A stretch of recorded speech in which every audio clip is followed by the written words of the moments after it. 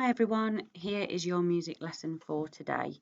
So can we make sure that we've got our books open and that we have got the title, or if you're on a Word document or if you are working from home, for example, and you are writing on paper, the date on the sheet please, and the title, Listening and Appraising.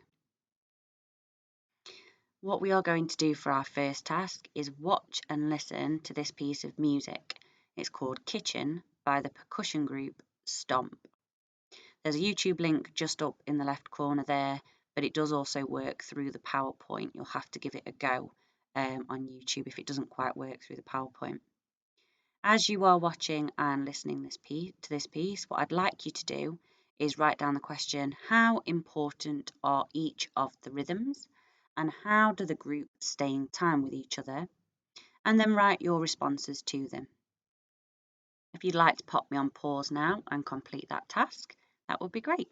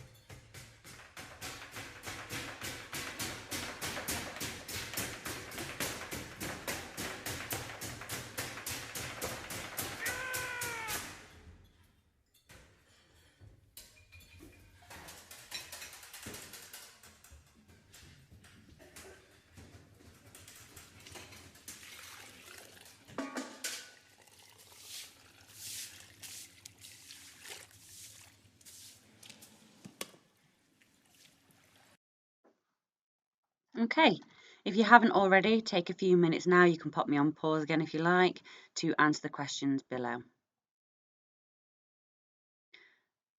Our main focus over this topic is going to be composing and theory. So I understand musical notation and I'm able to name notes on a stave. It's also going to be composing and theory. I can use my knowledge of notation to read notation accurately. Okay, so in order to get the highest levels possible today, we need to make sure that we can show a solid understanding of musical notation and can name notes on a stave independently and confidently. So you need to make sure that you're really determined throughout all the explanations today and you are listening so that you are fully prepared for the task. You should also be able to support others with their understanding, and you are able to appraise music from different sources confidently and take the lead in class discussions. That's for that level 4. Okay, in your books, take 2 minutes, and I'd like you, using as much detail as possible, to explain what we did last lesson, and you can use the keywords there as prompts. Again, if you'd like to pop me on pause, you can complete that task now.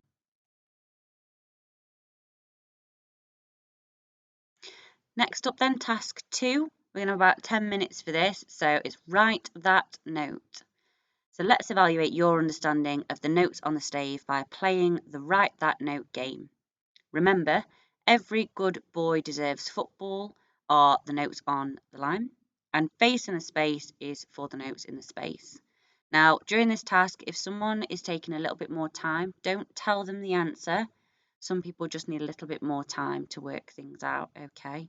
So think about using your books to look over for the answers as well. So if your teacher would like to just click on the link in the red box, I've just put a screenshot there of what you should see. And you'll notice that if you use your mouse or your cursor, you should be able to, it'll say write note F, for example, and you have to hover over the lines on the stave and click which line or space you think it should go on. Everybody should take turns to do this. If you'd like to pop me on pause while you do that. So a little bit of a recap then from the task that you've just completed. So face in the space, remember FACE from left to right, and that's what it should look like in the gaps. And then on the lines from left to right, every good boy deserves footy or football. So EGBDF.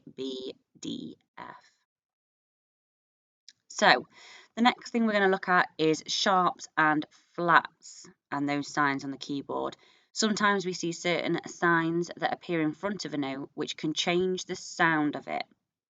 So this hashtag looking sign is a sharp, and it means that we sharpen the note to make it a semitone higher than it normally is. Now the one that looks a little bit like a B, this sign is a flat, and it means that we flatten the note to make it a semitone lower than it would normally be. And underneath there you can see what that would look like on the stave. There is a YouTube link here if you'd like to open this one up and play that for the class for me. That should take you about 5 minutes and it will explain sharps and flats in further detail. If you'd like to pop me on pause. Okay, let's evaluate your understanding of sharps and flats then on the stave by playing Write That Note. Okay, so there are a few reminders there on the PowerPoint, but there's the link there as well. It's the same website, but a slightly different task, but it works in the same way. Remember, guys, take turns, make sure you've got your hand up and be polite. Finally, for today then, books back out. Make sure you've got it open to the page that you are writing on and answer the questions at the top. So, what does a sharpened note mean in music? And what does a flattened note mean in music? Extra points if you can write out the correct symbols for a sharp and a flat note. And then for that higher level questioning, for those that are feeling like you really want to push yourself today, how would you explain sharpened and flattened notes in the same sentence if someone walked in the room now? If you'd like to pop me on pause, that is the end of the recording. You can get that task finished and I will see you next week. Bye guys.